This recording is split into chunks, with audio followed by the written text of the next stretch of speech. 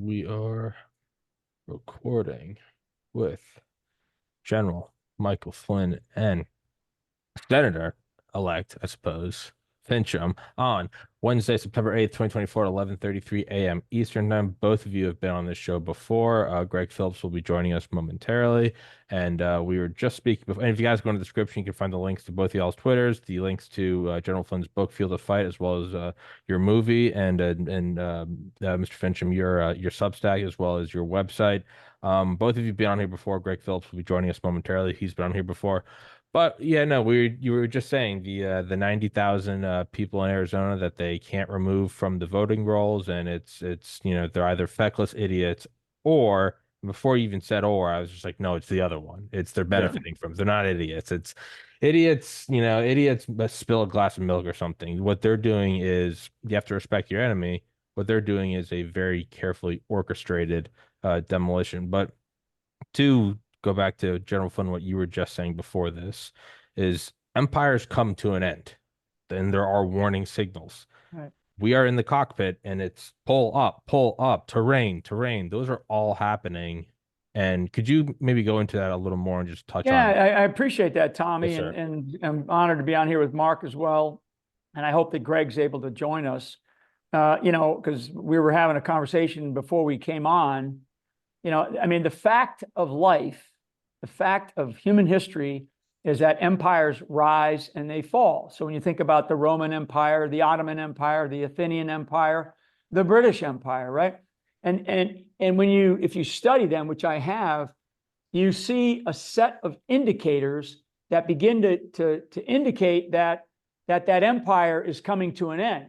Now, the first empire, that's written about is the Byzantine Empire. So nobody knew then, and usually, you become this great empire and you think that nothing, we're going to continue to last forever. And you always have these opposing forces and then these converging forces that are domestic or internal that you have to deal with. And all of the same types of things like,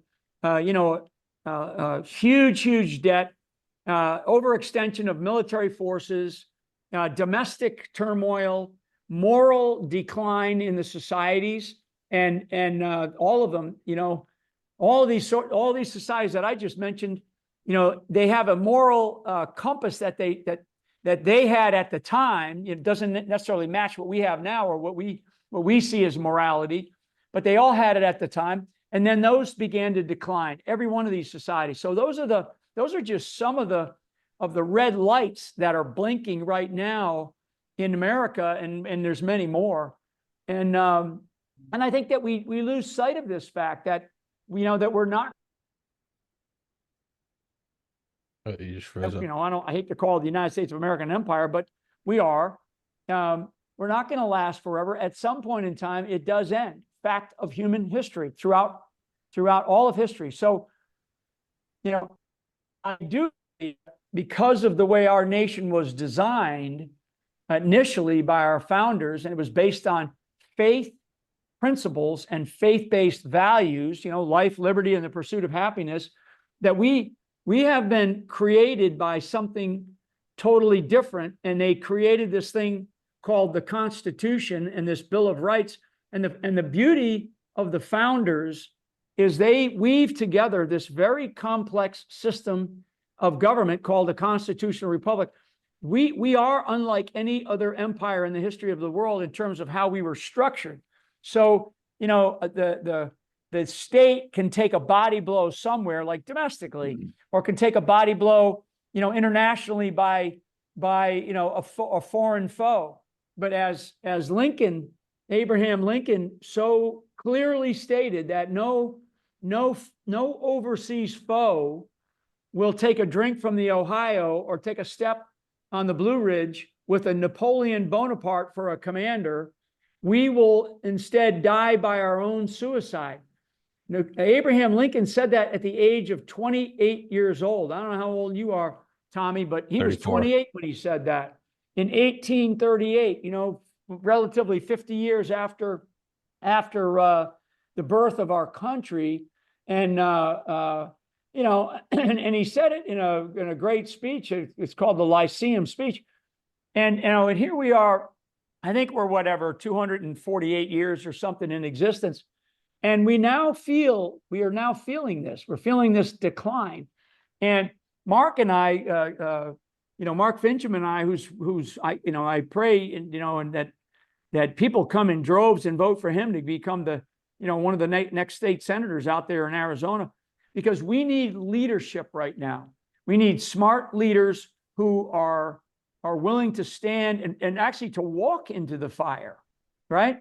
Because when these nations decline, I mean, the Roman Empire, when it declined, it lasted 1,000 years. When it declined, it didn't decline like, it pretty much declined overnight, I guess is what my point is. And it declined overnight, but that period of time took 1 or 2 leaders, right? So we've had a couple of leaders, and I would say Obama was one of them, clearly one of them. Maybe you could go back to Carter and you could look at some of the things that Carter did. Clearly, Reagan really put a dent in this decline, and he rose us back up, the city on the hill, right? Shining city on the hill. Clinton's. Then you have, Bush, and we're at total war for his entire time. We have a huge economic collapse. I'm not a big fan of that administration. And then Obama.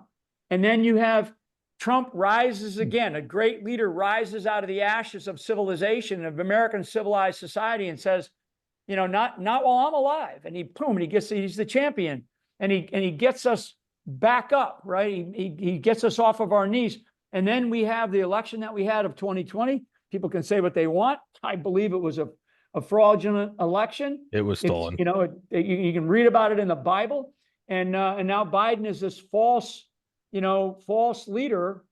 And Saul actually threw an arrow at David in the Bible.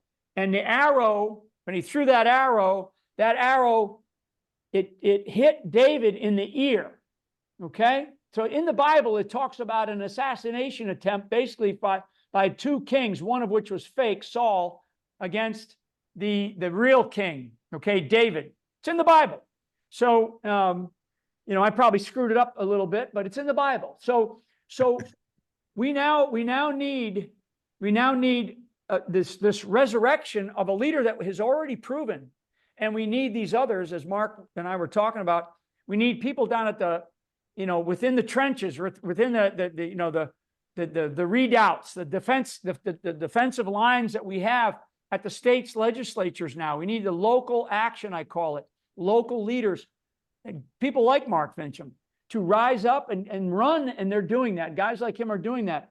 And, and I'll throw it to Mark, because I think, Mark, what you said is right. I think, is it, and you can describe it, is it incompetence or the other? But I think that was appropriate. Yeah, I thank you, General Flynn.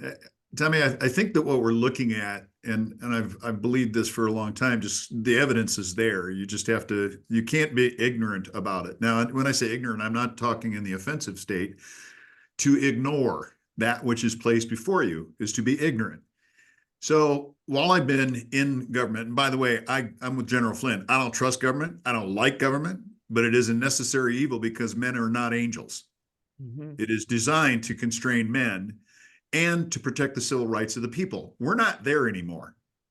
We are now down this path where I think it's akin to, we're at the outer outpost of, Hadrian's Wall in Germany. What happened when Rome collapsed? The soldiers just disappeared. They melded into the community because that was a survival mechanism. So what are we looking at today? We're watching, I think, the very end stage of a very long march that, Khrushchev, at 54, General, said, we will take you over without firing a shot. Well, that's exactly what they've done. They had a 47-point plan, and we're at point 47. So we now have voter rolls that are so polluted. In fact, to your point, I think it's 97,000 non-citizens registered to vote in the state of Arizona. That was presented yesterday in an emergency call with all the county attorneys and county supervisors. And I'll remind your viewers, General Flynn's exactly right. You can take a body blow to one state, maybe even a couple of states. But because of the way our government is engineered, counties hold the elections. So all of this silly talk about, oh, we're not going to have an election. Try stopping 3,143 elections around the United States simultaneously. That ain't happening. Now, the other question is, what will that election look like when you have voter rolls that have been so polluted? And I'm sorry, Gregg's not on the call yet to back me up on this, but I think 2,000 Mules was an eye opener to a lot of people. Now, of course, you can always tell when you're over the target because suddenly all of the left cutouts come after you with a vengeance. I mean, we're seeing this with the case in Millersville, Tennessee, with Deputy Chief Sean Taylor. He's over the target, calling out financial corruption that leads into child sex trafficking. And what does this, forgive my expression, asshat of a reporter, Phil Williams, do? Goes after the guy who's outing the fraud, as opposed to looking at the judge, the DA, and the people who are involved in the criminal activity. So, I look back on when Obama was elected, coming out of Chicago, I just had this sick feeling that we were now shoving Chicago politics, the ongoing criminal enterprise that is Chicago politics, we're shoving that into the White House, and it was not going to go well for the American Republic. And that's exactly what we've seen. A tyrannical, totalitarian state has arisen within the administrative state. And that's why Donald Trump is a threat. I don't know if you saw his 10-point plan that he put out a few days ago on Twitter. Okay, the man is a wrecking ball. He is. And the American people, Tucker Carlson had said it great. We've complained for decades about individuals who promise something and don't deliver. Then we have somebody who delivers on what he promises, and we complain about that. Yeah. So I think what we're seeing is the long march of insertion of individuals into our voter rolls to give cover to the idea that, oh, it's going to be close. Have you noticed that every single election they predict, oh, it's going to be a close one? It's never close. No. It's never close. And I know that Gregg Phillips has done a ton of work on identifying some of this stuff. I'm glad to see that he's on now because he'll speak to this. These patterns of life that out individuals who are subverting our republic. That's really important for people to understand and pay attention to. The beard aficionado himself has joined us. Mr. Phillips, how are you doing, sir? Hey, Tommy, thanks for having me. Listen, being on with these two guys, two heroes, and it's just appreciate you so much. Sorry I was a little late. We're in the middle of depositions on somebody's unhappy about some stuff we put in the 2,000 Mules movie, so we're still moving through depositions. Unbelievable. That means you're doing well. I know, it's crazy. You can't handle the truth. No, it's crazy. I was on a thing yesterday. I got 10 subpoenas handed to me in the last 3 months. Wow. 10. And we've got, I'm not quite at 10, Mike, but I think we've had like 8 or 9. So we're getting close. This is insane. This has to stop. It does. To stop. We're spending something stupid like $250,000 a month on lawsuits and legal fees. And I mean, it's just ridiculous. I mean, and they know what they're doing, of course. They're trying to bankrupt you, Mike. They're trying to bankrupt Mark. I mean, they're trying to bankrupt us all. And not just that, but and I told Catherine this last night after it was like an all-day adventure. It was like a 10-hour deposition, which was, I mean, if you guys have been through them, it's just ridiculous. And at the end of the thing, we were walking out, and it just occurred to me, yes, it's about money, but it's also about taking up our time, right? I mean, imagine how valuable Mike Flynn's time is, and Mark Finchem's time is, and Catherine Engelbrecht's time, and the fact that they can just demand, and all of a sudden, we're forced to show up for goodness knows by the time we're or go to jail. And by the time we're done with this week, Catherine and I, just the two of us, I think we tallied up something like 30 hours or 37 hours or something insane like that we're going to have to spend in something that, I consider to be completely frivolous.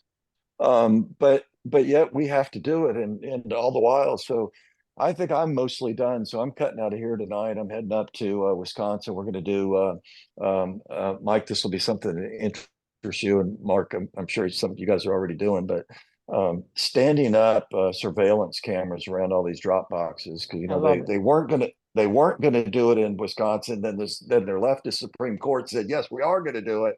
And so some of the folks up in Wisconsin just said enough's enough. So we're going to go up and we're going to stand up a bunch of surveillance cameras, whether they like it or not, which I'm sure will no doubt draw a few more lawsuits, but that's life, right? That means you're over the target, right?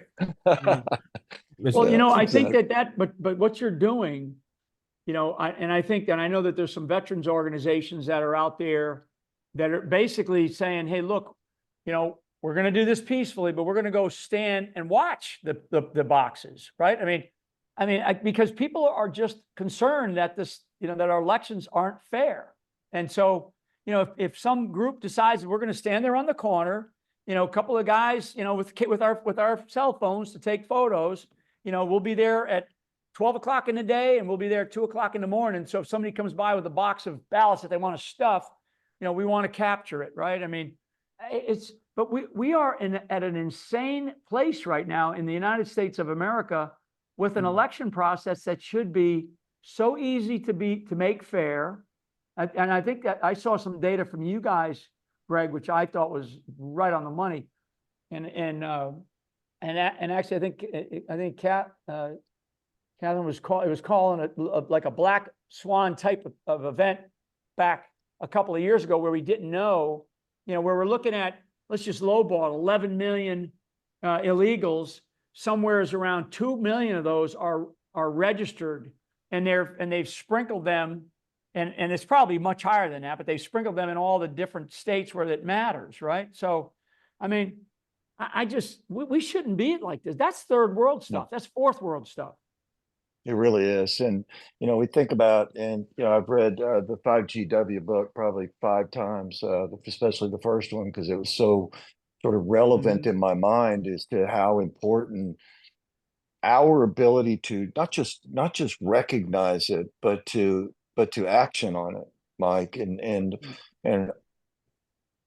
if we as a country don't embrace this, we're in trouble. I think back to speaking of Arizona, and Mark, you'll remember this, but you know, one of the big convictions that it hasn't gotten any press at all, of course, because the press isn't going to cover it.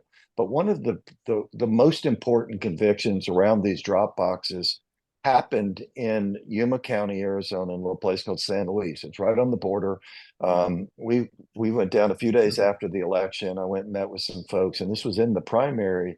And the guy, Gary Snyder, is the guy who did this, but he literally, Mike, sat in his truck with his iPad and filmed these people. It had to do with the drop boxes, but it was even a little more detailed than that. These people were just out in the open in the parking lot at the library in Yuma, Arizona, in San Luis, Arizona, handing out ballots to different people to go give in. They were forcing them to leave their ballot open so that they could see that they marked it. And all of this ended up with a couple of convictions. Of course, she ends up now as the one of the main ones convicted, ends up as guess what? The vice mayor of San Luis, Arizona. Yeah. So her in exchange for the conviction, she gets to be now the mayor of this town. Are you kidding me? And then the other thing that happened in Arizona relative to watching those drop boxes, and I would just encourage everyone to really, you know, embrace what Mike just said. If you're going out there, be peaceful, right? Don't go out there, you know, dressed like a militia guy. Don't go out there with guns. Don't go out there. It may be legal, but the optics on it are so bad for us that it's gonna end up dragging us into court, which had happened in Phoenix. And we ended up having to defend the people that did it. But we got a successful resolution on it because there was nothing illegal. But if you're going out there, you know, go out there and have a party, right? I mean, go out there and everybody, a lot of smiles, a lot of video, a lot of cameras, a lot of everything. You know, don't go out there ready to fight, or don't go out there, you know, ready to mix it up. And And while it's critically important that you do it, just understand that the left is waiting for you and us to make another mistake. They're going to drag us into court, whether it's Mark or Mike or me or anybody else. They're doing everything they can do to drag us into court. So there's a couple points on the drop boxes. There are groups that are having drop box tailgate parties. Great. Get the smoker out, hang out in the parking lot. We're having a party. Thanks for voting. Bring your ballot in. Oh, wait a minute. How many do you have? Yeah. So you've got that. But one of the things that, and I think it's hysterical that you've got groups that are doing that. It's to General Flynn's point. It's let's have a little bit of humor here. Let's enjoy ourselves, because this is supposed to be an enjoyable experience. All right. It's not supposed to be a labor.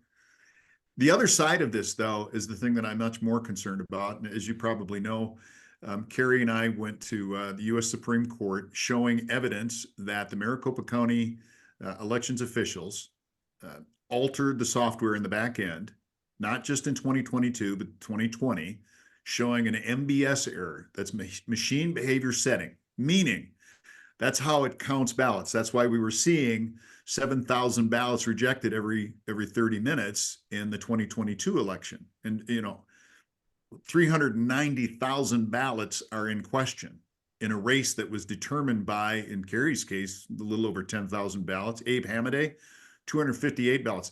And by the way, they still haven't counted, I think it's 6,000 ballots that are the provisional ballots, which would have come in on election day because there was a question. Those will be heavily Republican. So the attorney general that we have in this state, who's standing in the way, and the Supreme Court, who is tasked with ordering it to be done, are slow walking this thing. To General Flynn's point, having legislators in a position to hold the courts accountable is probably one of the most important things we can do. I just pray that it's not too late, because one of the things that I've already communicated to my colleagues, I'm going to ask for a 30% reduction in the court budget. And I would even advocate for the idea, tell you what, we're going to start paying you by the case. We'll pay you by the number of cases you hear and the amount of time they take. We're not going to pay you a salary anymore. I would advocate for that, because the biggest issue that I have with the court system is hiding behind this argument, well, you don't have standing. The people have standing in their damned elections. It's their elections. Elections belong to the people. You've heard me say that a long time. They don't belong to the government. They form the government. So to have legislators around this country who have essentially sold their souls to the election machine industrial complex, which now is so entrenched that there's many states you can't get rid of it. Well, it's going to take political will, and it's going to take leaders who are saying, well, enough of our reliance on Huawei cloud services, on machines that have got corrupted software, and on elections officials who want to put their thumb on the scale of elections. So I'm more worried about the machines this year. And that's one of the reasons why we've been pressing hard on hand counting of paper ballots on election day at the precinct level before they ever leave the building. You've got to know how many ballots are the count before they get sent someplace. Mm-hmm. If you don't do that, you have totally lost the chain of custody, and it's now wild, wild west. Yeah. Yeah. There have been case after case after case. I've been in this space for a long, long, long time, and we did a little video on this back a few years ago. One of my political mentors ended up being Chief Justice of the Alabama Supreme Court in 1994. We were involved in his election. We go to bed ahead by 25,000. Wake up the next morning down, I think, 25 votes or something like that. So they had altered 15,000, 25 votes. And really what had happened was they in essence didn't follow the rules. And it's critically important that we all understand what those rules are in every state, whether it's in Mark's state or any of our states. It's critically important that we all understand your state rules. And in Alabama back at the time, this ended up in the United States Supreme Court. It took forever to get there. I think Judge Hooper was seated something like 11 months after the election, but we stuck with it. The key to the whole thing was having lawyers that understand the process, and when something bad happens, having them the ability to step in before the certification. The reality is, in all of our elections, once an election is certified, yes, it's possible to overturn it, but it's hard, much, much, much harder. Yeah. But Judge Hooper's lawyers stepped in and blocked the certification. That put in place as I said, 11 months worth of hearings. Ended up with the United States Supreme Court ruling two important things. The first one was, whatever the law is on election day is the law. It's not what, some bogus, Maricopa recorder thinks it is or says it is. It's not what a candidate wants it to be, a lawyer wants it to be. Whatever the law is on election day, that's the law. And number two, the specifics of the law matter. So if the law, in that case, it was that they had to have, the voter had to sign the ballot, or excuse me, the envelope, and the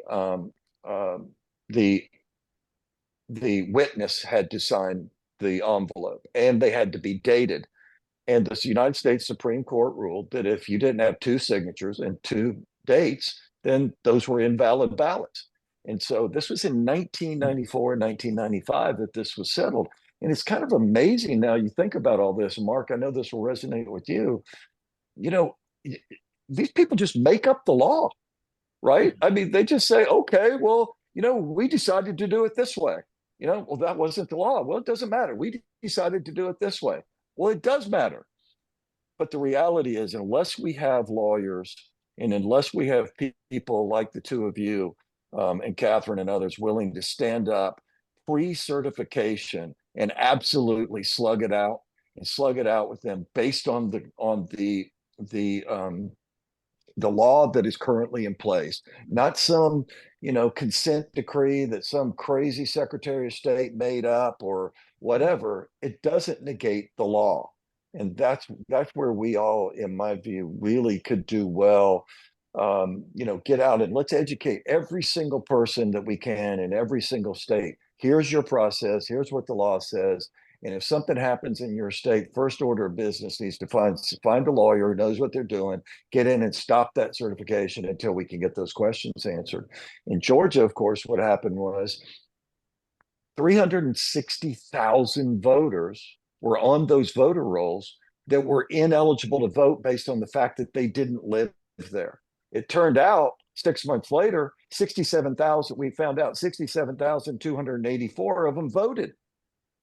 Here's the bad news. In every single state, these rolls are still dirty. We just finished a project called IV3. I think we cleaned 1 million ineligible voters off the rolls. It was fantastic. Catherine and her team did a great job. Our data team, I think, did a fantastic job. But that was 1 million people. Here's what we now know, and I'm just going to continue to pick on Georgia for a minute. Last time, 364,000 ineligible voters. Of those, 67,284 voted. This time, right now, in Georgia, right this minute, because they only clean the rolls every 2 years, right this minute, there's 470,000 ineligible voters registered on those rolls right now in Georgia. 470,000, 106,000 more than they had in 2020 are ineligible to vote.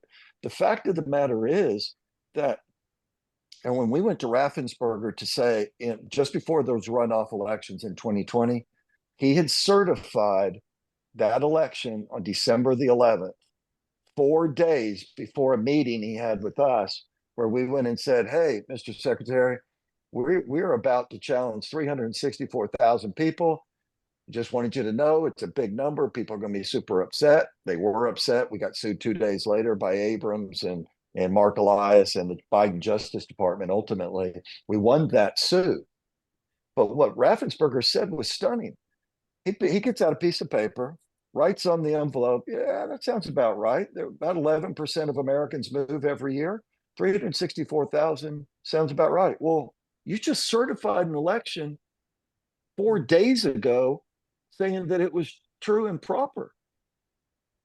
What we're facing today is the need to understand all of this is happening.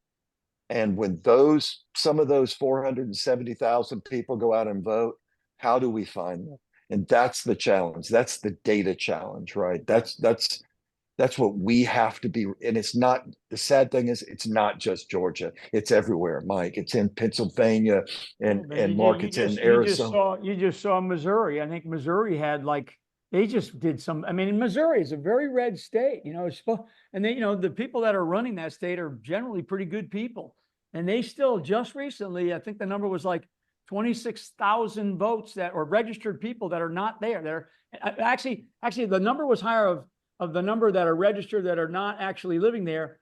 But the 26,000 number was the number that of people that are now dead that were still registered. And that's Missouri. So because I gotta, you know, my message, and Tommy, for you and I, because I got to jump here. Yes, sir. And you know what your audience hears, you know, is from, you know, I mean, we need champions in this country more than just, you know, the three of us, you know, on this show, right? I mean, and I know that there are others out there. Gregg's mentioned Catherine a bunch of times, but the big so what here is that this is, you know, we're facing an existential period of history for the United States of America, and everything is on the table right now. The potential for us to lose everything is very real if we don't get this election right at the highest office, you know, President of the United States. And if we don't get some of these other states out there, especially the legislatures, we got to, you know, sort of take our country back. And we're supposed to be able to do that by our vote. And I don't want people to go, I don't trust our voting.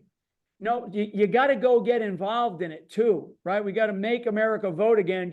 We want to make America great. We want to make America healthy. We got to make America vote again. We have to get people to understand that these things are still out there as problems, and we have to show up. We've got to show up. Everybody's got to get out of the bleachers. We can't just be sitting there at some like at some football game, because we're in football season, up in the bleachers, and we're watching Gregg Phillips and Mike Flynn and Mark Finchem out there, you know, fighting on the field. No, I want the bleachers to empty, and I want everybody to get out there. And we've talked about, you know, the tailgate parties, you know, at things and such stuff like that. That's, you know, to make this enjoyable and to do it, you know, the right way and peacefully and lawfully and all that kind of stuff. We're all for that. Our side has always been for that.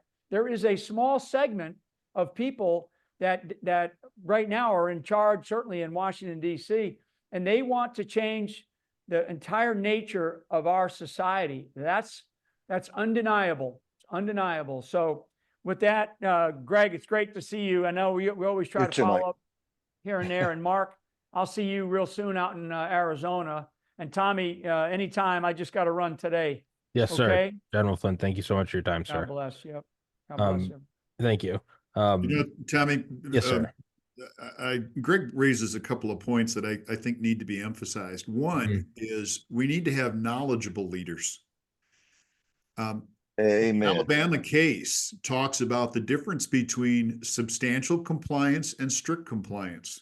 The doctrine of strict compliance, there's a reason that we write education. There's a reason that we write all of the various laws that deal with things, election law and specifics. It is the rules so that everybody agrees beforehand, how are we going to conduct an election in a fair, secure, and transparent manner? Now, to Gregg's point, when it isn't secure and it isn't transparent, there is no integrity, okay? The other point that I want to make here is that fraud vitiates everything. Mm-hmm.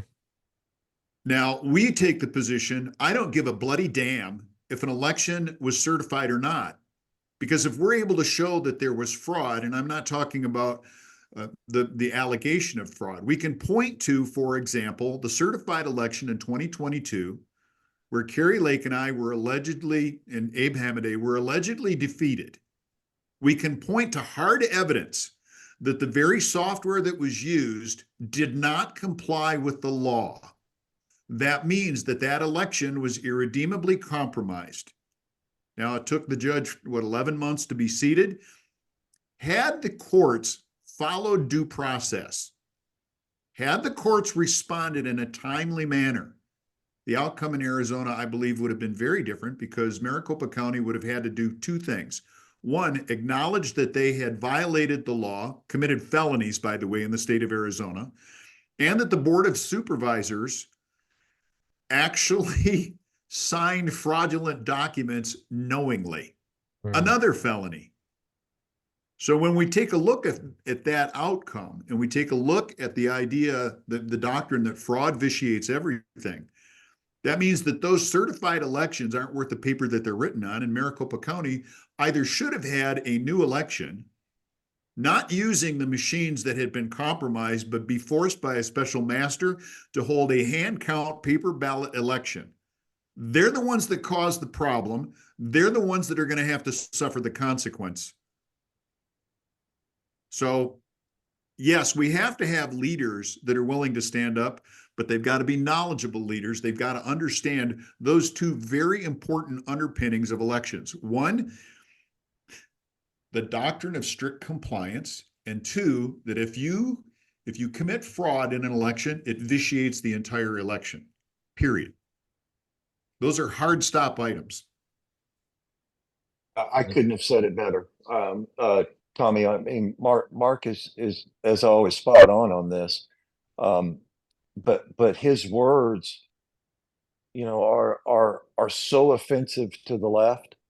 I mean, because it's the truth, and they'll do anything to stop a guy like Mark, or people like Kerry, or people like Mike Flynn, or us, and they will do, if you're out speaking the truth. That's why the knowledge of that Mark describes, these knowledgeable leaders, we have to have them. We have to have them, and they have to be vocal. We have 49 days or something like that. We have to get out there. Catherine and I are tied up in this stupid deposition thing here these next couple of days. But I mean, if you look at my calendar, which I was doing this morning, we have 49 days. I'm on the road for 49 days. By the way, I'm gonna come out and see you too, Mark. Can't wait. And it is time, guys. It's time for all of us to do whatever it takes. I mean, we can sleep after the election, right? I mean, we can do whatever we need to do after the election, but there has never been a more important time for knowledgeable leaders to educate the people on not only what's happening, but what they can do between now and the election, and then what they can do post-election. And those are the kinds of things that we simply can't do without. We have to be able to articulate this, and we have to be able to allow others to articulate it, because how many of us have been at a dinner or somewhere sitting next to somebody? I can't tell you how many times this has happened. People say things to me like, did they really cheat in Arizona? What happened? I mean, I don't really understand it. We have to be able to educate people on these important points, as Mark just articulated them. And it's not that difficult. We just need to boil it down to a couple of points. And then they'll say the same thing they always say, well, what can I do? We have to give them those things they can do for these next few weeks. Yeah. And then we need to stand as a team and be ready to slug this out and fight this out, irrespective of what state you're in, or who we've got to all be ready to work together, to fight together. And I'll be in the foxhole with these guys all the time. And I just invite everybody, Tommy, on your show that's listening to this, jump in the foxhole, guys. We got to go. There's no more time. You can't stand back and wait.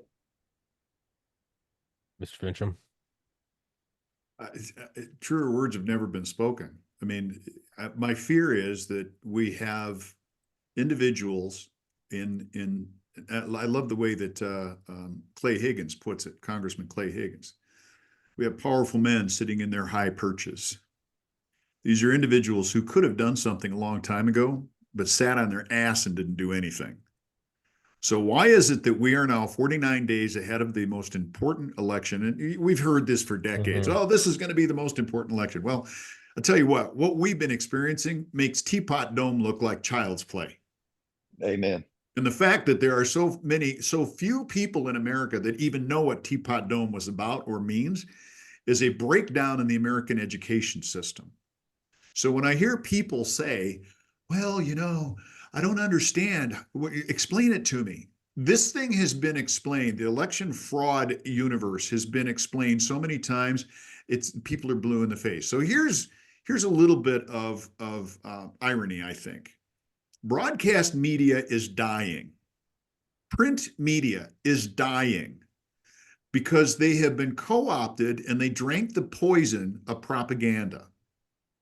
So now you see what? Live streaming. You see emerging news networks that have sidestepped traditional print and broadcast media. The podcast world, like what you're doing, Tommy. We look at what people like Sam Anthony are doing with yournews.com. Direct news, by the way, I talked to Sam the other day and he says, do you know that on LinkedIn, there are over 500,000 out of work journalists? Wow. Wow. Okay, That's think about incredible. that for a second. You got people that have worked for the propaganda industrial complex that have been pushing out bullshit now for God knows how long in a massive psyop designed to institute a totalitarian regime. This is so reminiscent of Nazi Germany before it was Nazi Germany, late 1930s, that they took over everything. It was like an amoeba, just swallowed up everything. Okay, that's what we have today. So we now have this propaganda industrial complex that is writhing because guys like you, Tommy, guys like Sam Anthony, Dan Ball at One America News Network, Mr. Sig at Real America Voice. These are emerging streaming media complexes that are dedicated to one thing, putting out the truth and putting out factual material that can be verified, not putting some spin doctor BS out there that is trying to create the narrative. I mean, we've got a case in point, and I'm sure that, Gregg, you probably laughed at this a couple of days ago when Merrick Garland came out and said, we have a problem. Shit, where have you been for the last 10 years, pal? Russia, Exactly. Russia, Russia. So what they were doing, and I don't know how many people have caught this, but let's walk through that for just a moment. Merrick Garland was creating the predicate to say Russia is going to penetrate our elections and they're going to do it electronically. Okay, so that begs the question. Now you're admitting, going all the way back to 2016, that everybody who was supposedly an election denier was actually a fraud affirmer. Huh. So how does that work, Merrick? In 2016, you called out the vulnerabilities, not you personally, but the Democrat Party, because Donald Trump couldn't possibly win. Well, yeah, he did, because he offered something to the American people that they hadn't seen in decades. And now they're trying to hide behind that to say, well, if Russia concentrates their cyber intrusion efforts on the American machine tabulation world, we're not going to have a legitimate election. I think what that is code for, we know that Kamala Harris is going to get shellacked, and we're trying to look for a reason we can blame Donald Trump for it. But then we also have the other problem that he talks about. We have, I forget the number that he used, but we have so many people on the voter rolls that are non-citizens. Okay, it's your DOJ that has stood in the way of states like Arizona to prevent non-citizens from registering to vote. You don't get it both ways, Merrick. And that is the crux of our problem. So my hat's off to the work that Catherine and Gregg have done for just, gosh, it seems like we've been at this for decades. I guess we have, but just my hat's off to you for the work that you're doing to help guys like me that are in the policy formulation world to try and hold our colleagues accountable for, look, I don't care if you think that it's more efficient. They say that machines are more efficient and cost less. Really, have you taken into account the amount of money spent on litigation? Because I would tell you that if you can have a dozen people at the precinct level counting votes on election day before those ballots ever leave the building, that's going to be far less expensive, and you're going to get real-time results by the end of the night. They do it in France. They do it in Norway. They do it in I think they do it in Afghanistan. Huh. That's the We used election. to do it. We used to do it in America. Yeah, I Just understand that, but you're living you're morons. living in the past. Yeah. Greg, come on. You're Wake living up, in the Greg. we Wake can't up. go back. We can't go back to that. Yeah. Idiots. The whole pack of more Well, you've gotten quickly. my full And by front. the way, thank you for your kind comments, Mark. But these guys have been through, the people in Arizona, especially the Mark Finchems and Kerry Lakes and Abe's and those people. I mean, y'all have been through more really in some ways than anyone else, because not only did you have to live 2020 in the aftermath of that, but you had to live the steal in 2022 again. And now apparently what they're trying to set up yet again. And it just seems like a never ending thing. Back in the old days when I first started, you at least got the off years, right? So like I worked in 1980, and then I was off in 81, and I got to work, I'm talking about off from politics, of course, but and then you got those off years. There are no more off years, right? These people are doing everything they can do to to bankrupt Mark Finchem, to do all the things that they can do, to force him to go out and raise money for lawsuits and do all the things, because they don't want him talking about the things that he just said on the show. They don't want Mark Finchem to have an opportunity to go on Dan Ball's show and talk about these kinds of things. So they'd be sure that he's tied up in lawsuits. They're sure that he's tied up in depositions and all the nonsense that they try to do to us all. It's absolutely insane. The one thing I would just add to all of this, oh gosh, I forgot to put my phone on not disturb. Somebody The ringing one thing in. I would just add to all of this is, yeah, the cheat. Yeah, probably. Is this live, Tommy? Yes, sir. That explains it. That's why my phone's going off. Yeah. Always go Um, airplane mode. Always airplane mode. yeah, exactly. The thing that I would just share with everyone is this: there are leaders like Mike Flynn and Mark Finchem and Kerry Lake and people all over the United States that you could and should trust and listen to. But this has been going on in the United States almost from the beginning. The Hamilton Jefferson race in 1800, they completely, was a complete cheat. And a few years later in 1824, they cheated again and cheated Andrew Jackson, and he figured out how to cheat so much that he won in 1828. And it just goes on and on and on and on. Here's the what I've resolved. It is the sort of the plight of the patriot in a representative republic that we remain forever vigilant in these elections. The elections are the battles. And if we lose too many elections and we lose too many of these battles, the real war is for the republic.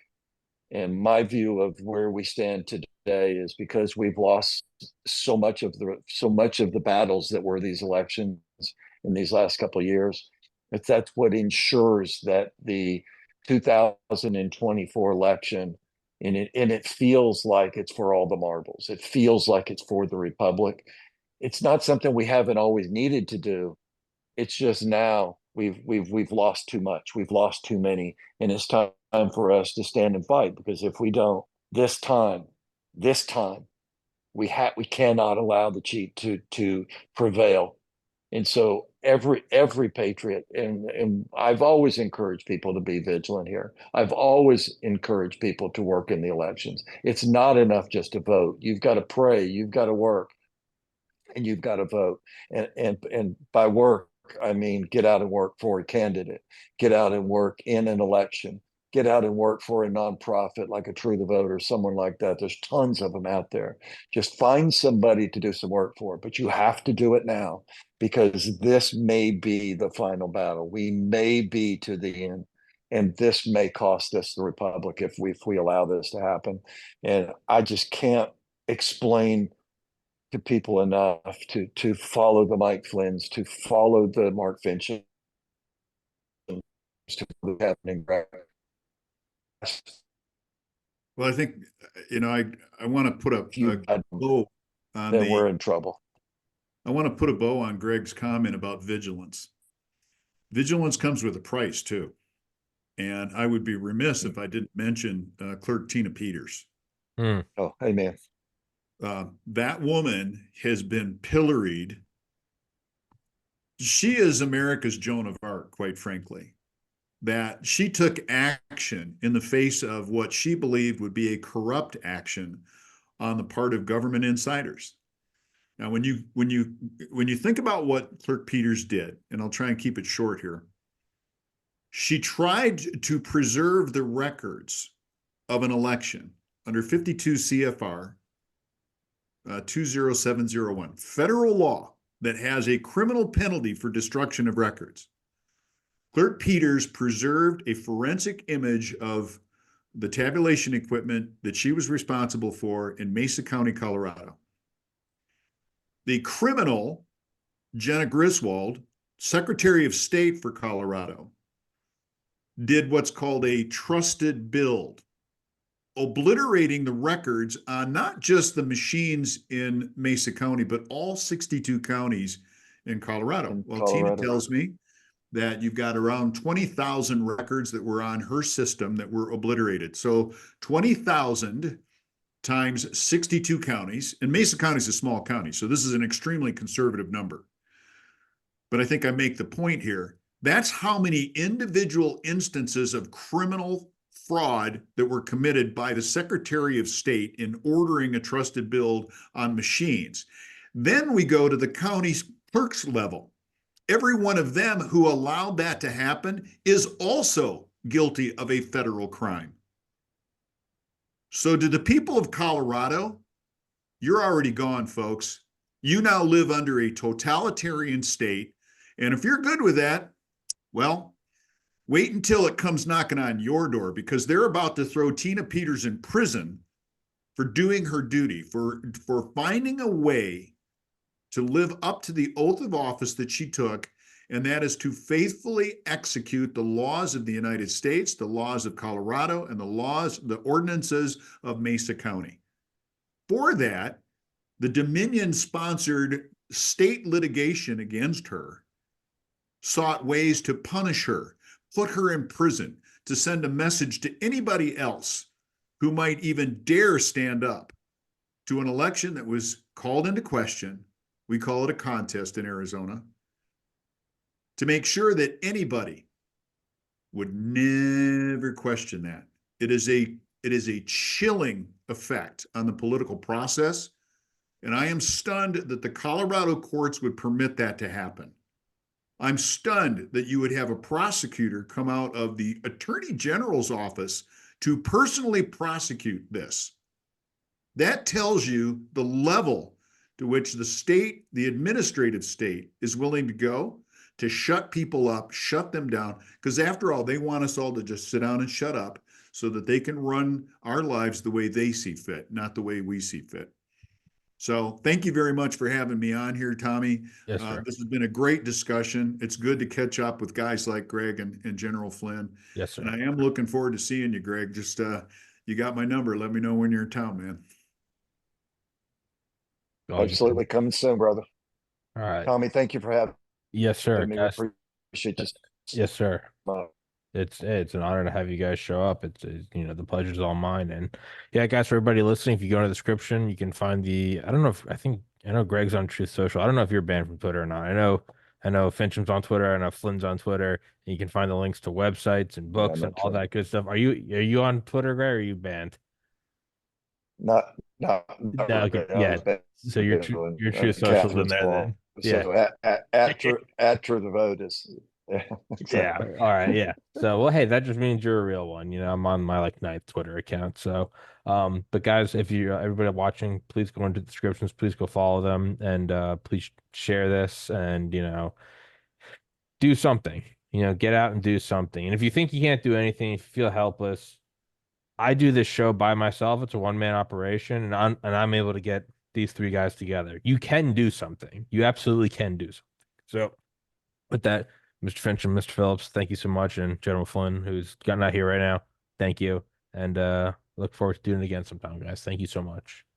Very good. Thank you, Tommy. Thank you, man. Yes, sir. See you soon. Yes, sir. All right. God bless everybody.